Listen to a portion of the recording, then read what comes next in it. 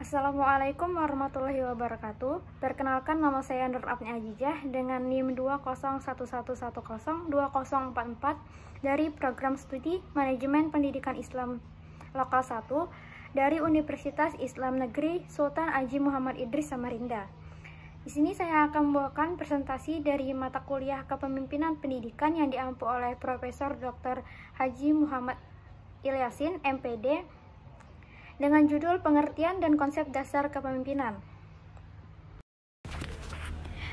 Adapun pembahasan yang akan saya paparkan yaitu pertama, pengertian pemimpin dan kepemimpinan, yang kedua, tujuan dan fungsi kepemimpinan, yang ketiga, faktor kepengikutan, yang keempat, teori munculnya seorang pemimpin, serta yang terakhir, pemimpin formal dan non-formal. Pembahasan yang pertama mengenai pengertian kepemimpinan. Pemimpin adalah suatu lakon atau peran dalam sistem tertentu. Maksudnya, pemimpin adalah orang yang memiliki posisi tertentu dalam tingkatan suatu kelompok atau organisasi. Sedangkan kepemimpinan didefinisikan sebagai suatu proses mempengaruhi aktivitas dari individu maupun kelompok untuk mencapai tujuan dalam situasi tertentu. Sebenarnya, pemimpin dan kepemimpinan merupakan satu kesatuan kata yang tidak dapat dipisahkan secara struktural maupun fungsional. Selanjutnya, tujuan kepemimpinan, yaitu untuk membantu orang lain menjadi termotivasi, mempertahankan, serta meningkatkan motivasi di dalam diri mereka. Sedangkan fungsi kepemimpinan ada 6. Yang pertama, fungsi perencanaan, di mana seorang pemimpin mampu membuat perencanaan yang menyeluruh bagi organisasi dan diri sendiri selaku penanggung jawab tercapainya tujuan. Yang kedua, fungsi memandang ke depan, yaitu di mana pemimpin senantiasa memandang ke depan, mampu meneropong apa yang akan terjadi, serta selalu waspada terhadap segala kemungkinan yang ada.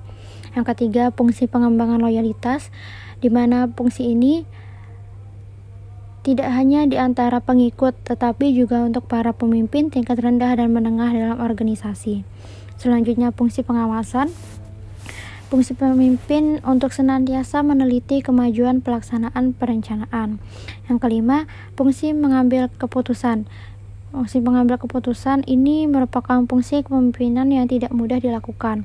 Oleh sebab itu, banyak pemimpin yang menunda untuk melakukan pengambilan keputusan, bahkan ada pemimpin yang tidak berani mengambil keputusan. Yang keenam, fungsi memberi motivasi. Pembahasan berikutnya mengenai faktor kepengikutan. Kepengikutan dan kepemimpinan adalah hal terpisah, namun memiliki hubungan timbal balik, di mana tanpa pengikut seorang tidak bisa menjadi pemimpin dan sebaliknya. Lalu, apakah kepengikutan itu? Kepengikutan adalah proses dipimpin dan diarahkan dalam suatu kelompok untuk mencapai suatu tujuan kelompok. Adapun penyebabnya, yaitu yang pertama, kepengikutan karena naluri. Misalnya, seorang anak mengikuti orang tuanya, masyarakat suku terasing mengikuti kepemimpinan yang karismatik. Yang kedua, kepengikutan karena tradisi atau adat kebiasaan. Misalnya, masyarakat pedesaan sangat berpegang kepada adat istiadat yang diwarisi turun-temurun. Yang ketiga, kepengikutan karena agama. Misalnya, mengikuti karena menaati ajaran agama. Yang keempat, kepengikutan karena rasio. Misalnya, orang terpelajar mengikuti pemimpin yang dapat meyakinkan orang melalui pikiran rasional. Yang kelima, kepengikutan karena peraturan atau hukum, di mana di kalangan masyarakat modern, hubungan antar manusia telah diatur dalam peraturan dan hukum yang berlaku. Selanjutnya, teori kepemimpinan. Yang pertama, teori genetik, yaitu menyatakan pemimpin itu tidak dibuat, akan tetapi dilahirkan. Yang kedua, teori sosial, di mana teori ini adalah lawan dari teori genetis yang menyatakan pemimpin itu harus disiapkan, dididik, dan dibentuk, tidak terlahir begitu saja. Yang ketiga, teori ekologis, muncul sebagai reaksi dari kedua teori tersebut, menyatakan seseorang akan sukses menjadi pemimpin bila sejak lahirnya telah memiliki bakat kepemimpinan, kemudian dikembangkan melalui pengalaman dan usaha pendidikan, juga sesuai dengan tuntutan lingkungan. Yang terakhir, teori situasi, menyatakan setiap orang bisa menjadi pemimpin, tetapi dalam situasi tertentu saja. Pembahasan yang terakhir mengenai kepemimpinan formal dan kepemimpinan non-formal. Kepemimpinan formal ialah di mana Jabatan diperoleh dari suatu usaha untuk mencapainya. Adapun ciri-cirinya, yang pertama berstatus sebagai pemimpin formal atau adanya legitimitas. Yang kedua, sebelum pengangkatannya harus memenuhi beberapa persyaratan formal. Yang ketiga, diberi dukungan oleh organisasi formal untuk menjalankan tugas kewajibannya. Yang keempat, mendapatkan balas jasa material dan imaterial tertentu. Yang kelima, bisa mencapai promosi atau kenaikan pangkat formal dan dapat dimutasikan. Yang keenam, apabila melakukan kesalahan dapat diberi sanksi atau diberi hukuman. Adapun kewenangannya, yang pertama, menentukan polisi, memberikan motivasi kerja kepada bawahan, menggariskan pedoman dan petunjuk, mengalokasikan jabatan dan penempatan bawahannya. Selanjutnya, kepemimpinan non-formal, yaitu kepemimpinan yang diperoleh tanpa suatu usaha tertentu, misalkan kepala adat. Adapun cirinya yaitu tidak memiliki petunjuk formal. Yang kedua, kelompok rakyat atau masyarakat menunjuk dirinya dan mengakui sebagai pemimpin. Yang ketiga, tidak mendapatkan dukungan dari suatu organisasi formal. Yang keempat, tidak mendapatkan imbalan jasa atau hanya diberi sukarela. Yang kelima, tidak dapat dimutasikan, tidak dapat mencapai promosi, dan tidak memiliki atasan. Yang keenam, apabila melakukan kesalahan, dia tidak dapat dihukum, hanya saja respek orang terhadap dirinya menjadi berkurang.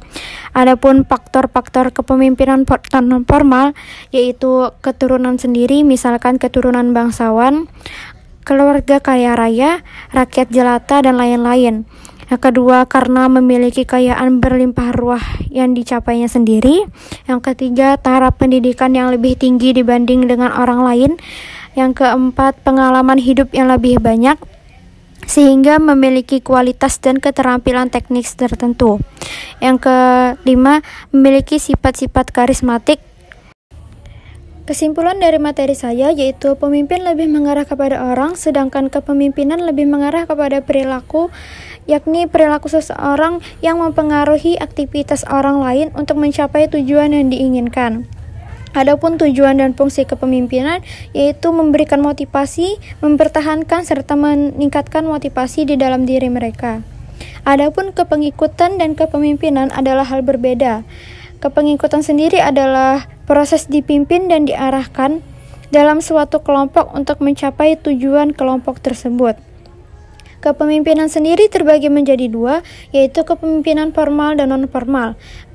Pemimpin formal, contohnya presiden, direktur perusahaan, dan lain sebagainya. Sedangkan contoh pemimpin non-formal yaitu kepala adat atau suku. Sekian presentasi yang dapat saya sampaikan. Kurang dan lebihnya mohon maaf. Apabila ada yang ingin ditanyakan, silakan berkomentar pada kolom yang telah disediakan. Assalamualaikum warahmatullahi wabarakatuh. Terima kasih.